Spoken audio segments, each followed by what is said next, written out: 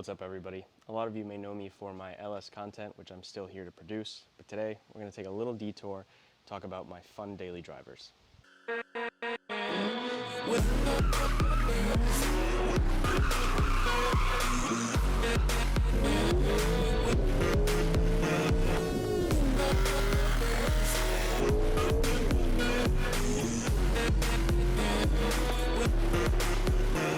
Now, like I said before, a lot of you may know me for my LS content, but over the years I've fallen in love with one specific platform. I'm going to take you on a little memory lane here. So when I had my ZL1, absolutely loved that car, but it got time to be an adult, and because the car was fully paid off, I thought that the right decision was to sell that, to use it as a down payment on my house. Since I have the Corvette sitting in the garage, there's no point in having two, race cars. There was really no point to having a 600 horsepower daily driver. Was it fun? Absolutely. Loved it. But, we all have to adult sometimes. So when I sold that, I got a 2005 Toyota Matrix. Just found that on Marketplace. Thought this was going to be a really reliable car since it's a Corolla. I'll just use it to go back and forth, and that's it. I ended up fixing that car up a little bit. I painted it. I did a new interior and a little sound system. Nothing wild. And I ended up flipping it. I flipped it for more than double of what I bought it for. So, I like to flip cars. I like to buy cars all the time and work on them and flip them. So I thought, wow, I made a really good profit with this car. I'll try it again. And then I learned, there's some platforms that you don't even learn about until you really dive into them. And then I was like, oh, the Matrix is really a Pontiac Vibe too. Like they share the same drivetrain and everything. And I read about, the joinings of not Subaru, and then I read about the joinings of Toyota and GM, how they were working back in the day, and the Geo Prism and all those cars. Anyways, love these cars, and I fell in love with them. I got one vibe, I got two vibes, I got three vibes. I ended up working on five vibes at the time, flipping them and making a good profit on them. And I love these little things because why wouldn't you? They're stupid reliable. They're incredibly utilitarian.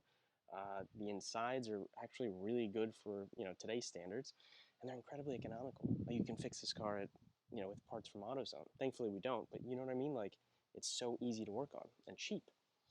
So at that point I was like, all right, we got something here. I want one of these, and I want one of these to keep for myself. At the time, it's funny, my dad was also selling his little daily driver because he's a big Corvette guy too. But he had a Cruise that was giving us a bunch of problems. So I fixed it up and I said, let's get something different. So I got him a really clean 2005 Pontiac Vibe. Inside, it's got the really nice dark interior.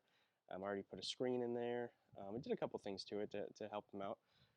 And it's funny because he always said that, ew, those cars, like who would want to drive those cars? And then he got one, absolutely fell in love with it. Again, super utilitarian. It's great on gas. It's comfortable for what it is, and it's just reliable. So I got my dad this Pontiac Vibe. And at this point, we're on Vibe / Matrix number 9. Okay, that's my dad's. I got myself a 2007 fully loaded Moon and Tunes Pontiac Vibe, and I got it like this. I got it with the GT wheels, and it's got tint all around. But I'm going to redo all that because I just fell in love with this car. Here, I'll tell you everything I'm going to do.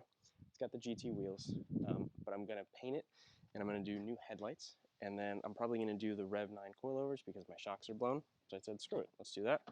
Right now I can't turn it on because I'm doing the idle relearn, but I already did a couple things to this. I've got the Corolla S leather steering wheel. I've got the double stack center console, thanks to Brett. Huge shout out to Brett. If you guys need anything Vibe related, get on the Facebook group, Gen Vibe, and look for Brett. I forgot his name, but just ask for him. Everybody knows him. He's phenomenal. He literally has a massive shop. It's like Toys R Us, but for Vibe parts and Matrix parts. Like everything, anything, he's got it. Anyways, got those from him. I did the screen and the interior. I mean, look at the interior. It's minty. So what I want to do is I kind of want to spoil my dad. Like I did the same thing to his. He's got the steering wheel, the double stack, the screen, all that stuff, but he's got the nicer interior. His has way low miles. At this point, it's got 1,007 and we got it with 1,002. Mine has 1,000, we got his with 102,000, but it's got 107,000 now. And mine has 159,000, and I got it with 156. And by this point, I just love these cars so much. I trust them. They're super easy to work on. Didn't even flinch. But yeah, it's got the Moon and Tunes. And at this point, I want to spoil my dad a little bit, so I'm just throwing all the nice parts at his. So what I want to do is find a Vibe or a Matrix with a leather interior So I could put it in his, I'll take his dark one, and then I'll sell this one, or probably just, I don't know, donate it, because look at how minty this is. Anyways, the problem with these cars is that they're so good that you tend to fall in love with them, right? Everybody who's watching this video is watching it because we're all really enthusiasts about Pontiac Vibes or Toyota Matrixes. Problem is, when you love something, you want more of it. Yeah, so we've got my dad's vibe, we've got my vibe, and we bought a GT, boys. We bought a Pontiac Vibe GT. 2ZZ, baby. So yeah, so that's what I was trying to say, is that when you fall in love with something, you want more of it, and I thought I was going to flip this. Ended up keeping it because I loved it.